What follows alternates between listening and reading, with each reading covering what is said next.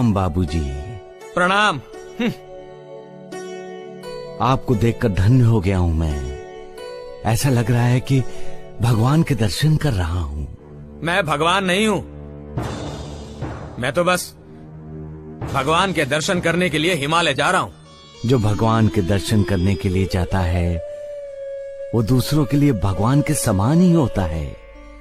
जो तीर्थ यात्रा पर जाता है या तीर्थ यात्रा से लौटकर आता है, लोग उसे प्रणाम करते हैं। भावना ये होती है कि उसका किया हुआ प्रणाम भगवान तक पहुंचता है। आप भी तो तीर्थ यात्रा करने जा रहे हो ना? मैं तीर्थ यात्रा पर नहीं जा रहा हूँ, भगवान को ढूंढने हिमालय जा रहा हूँ। बहुत अच्छा सोचा है आपने चांगुड़ा के बापूजी। क्या ढूंढने से भगवान मिलेंगे? क्यों नहीं मिलेंगे? हाँ हाँ हाँ, क्यों नहीं मिलेंगे, जरूर मिलेंगे।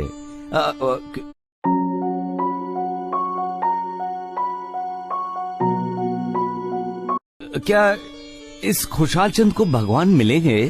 खुशहाल चंद के बारे में मैं कुछ नहीं कह सकता, मैं अपने बारे में बता सकता हूँ और मुझे विश्वास है कि मुझे भगवान अवश्य मिलेंगे। क्यों नहीं, क्यों नहीं? ये तो खुशहाल चंद पागल है। अपने परिवार को बहुत चाहता है, उनका सुख दुख अपना सुख दुख मानता है, उनके प्रति अपना कर्तव्य, अपना फर्ज पूरा करना अपना कर्तव्य मानता है, और इसीलिए तो अपने परिवार को छोड़कर भगवान के दर्शन करने के लिए कभी नहीं गया। अब इसे भगवान के दर्शन होंगे भी तो कैसे? खुशहाल चंद का वो साथी सुमान्य, वो तो अपने माता पिता की सेवा करता रहता है। बेचारे को भगवान को ढूंढने के लिए फुर्सत ही कहाँ मिलती है जो वो भगवान को ढूंढने चला जाए। और इसे देखिए बाबूजी, दिन का नाम है इसका, ये अपनी बेटी के लिए लड़का ढूंढ रहा है। पागल है, पागल। हाँ, क्या हुआ बाबूजी? लगता है आपका कोई परिवार नहीं है।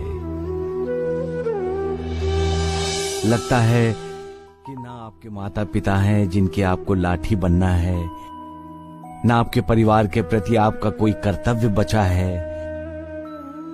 लगता है आपने अपनी बेटी के लिए लड़का ढूंढ लिया है, अपनी पत्नी के लिए भी कोई फर्ज शायद बचा नहीं है।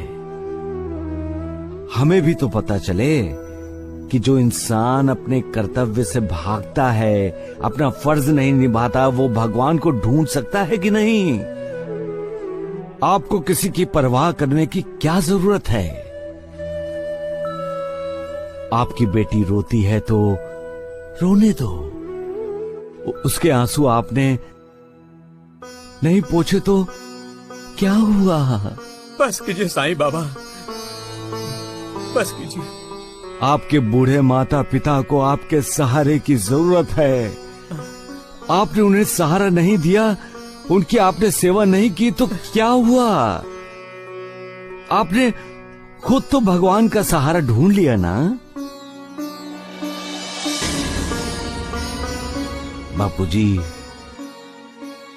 जो अपने कर्तव्य को भूलता है, उससे मुंह मोड़ता है, उसे भगवान कभी भी याद नहीं करता।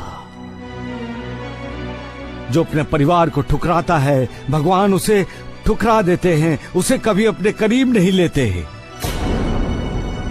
पुंडलिक नाम का एक भक्त था,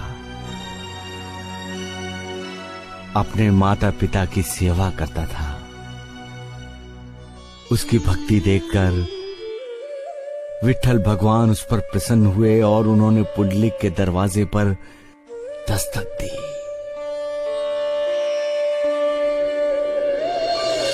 पुंडलिक, मैं आ गया हूं। साक्षात परमेश्वर द्वार पर खड़े थे। उस समय पुंडलिक अपने माता पिता की सेवा कर रहा था।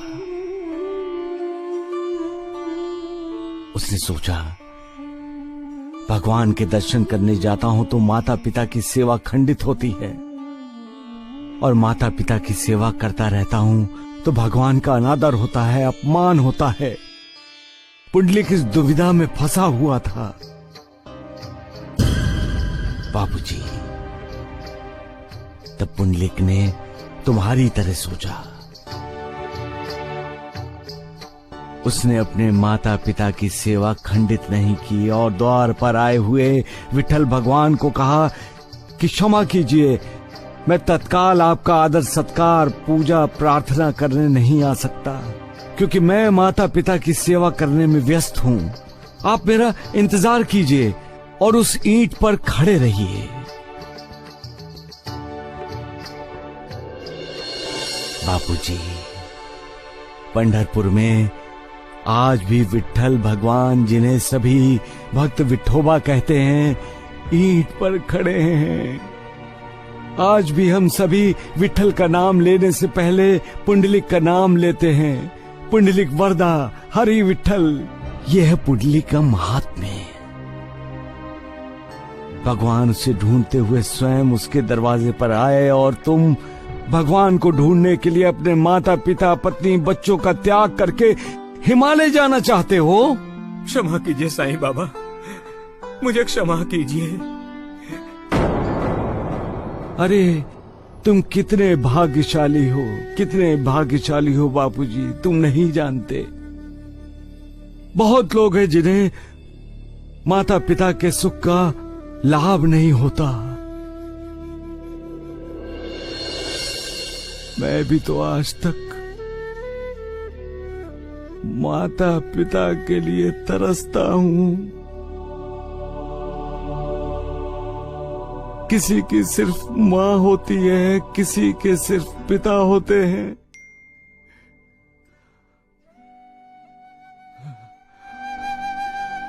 तुम्हारे तो दोनों हैं। बापूजी, भगवान की कृपा तुम पर है, इसीलिए तो उसने तुम्हें हंसता खेलता परिवार दिया और तुम उन्हें रुला रहे हो। भगवान तो तुम्हारे ही घर में है, तुम्हारे घर में निवास कर रहे हैं। अपने ही घर में उन्हें ढूंढो, कल्याण होगा तुम्हारा। बाबा,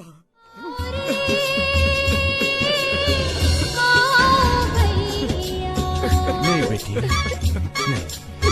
चलो शांत उठो बापू। से सब कष्ट मिटेंगे, दर्शन से सब मुझे माफ कर दीजिए बाबा, अब मैं हिमालय नहीं जाऊंगा। संभालो अपने परिवार को। मालिक, श्री सच्चिदानंद सदगुरु साईनाथ महाराज की जय। श्री सच्चिदानंद सदगुरु साईनाथ महाराज की जय। श्री सच्चिदानंद सदगुरु साईनाथ महाराज की जय। सबका मालिक